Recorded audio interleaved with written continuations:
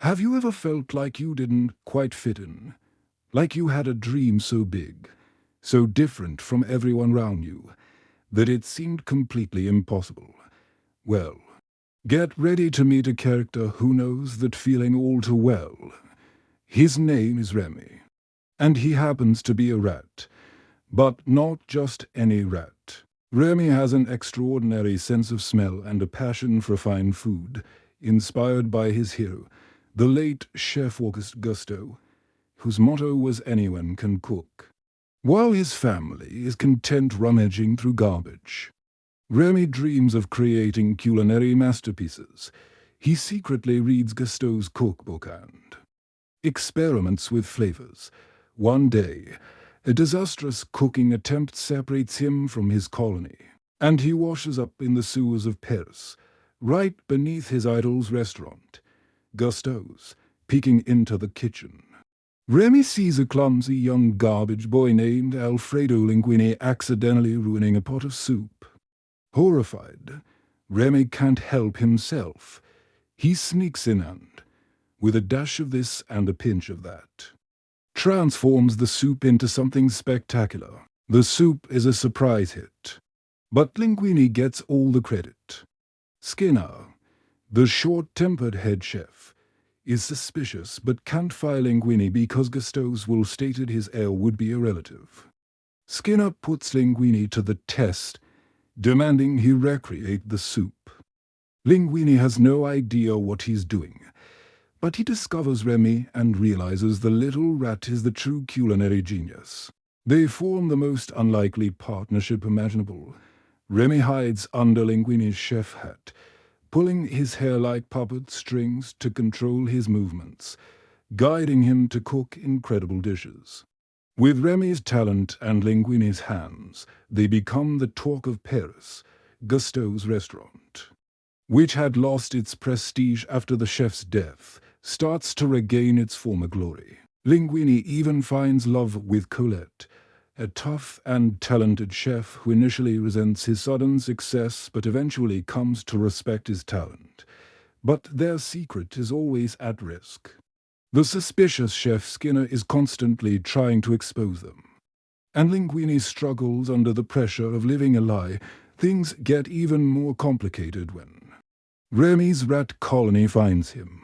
His father, Django, disapproves of his son's friendship with humans, reminding him of the dangers. Meanwhile, Linguini discovers he is actually Gusteau's son and the rightful heir to the restaurant. He inherits everything and fires Skinner, but in his excitement, he has a falling out with Remy, claiming he doesn't need the rat's help anymore. Heartbroken, Remy leads his colony on a raid of the kitchen's pantry. When Linguini finds out, he throws them all out, feeling betrayed. The biggest challenge is yet to come. The formidable food critic Anton Ego, whose scathing review originally led to Gusteau's decline, announces he's coming to review the restaurant again. Without Remy, Linguini is lost. He apologizes, and Remy, seeing his friend's desperation, returns with his entire colony to help. Linguini finally reveals the truth to the kitchen staff. Disgusted and shocked, they all walk out, except for Colette, who returns after remembering Gusteau's motto: anyone can cook. So, how do they pull it off? With an entire kitchen run by rats, Linguini puts on roller skates and becomes the waiter, while Remy and his colony work in perfect harmony, chopping, searing, and plating under Colette's supervision for the critic. Remy decides to make a simple peasant dish, Ratatouille. It's a bold move, but this isn't just any.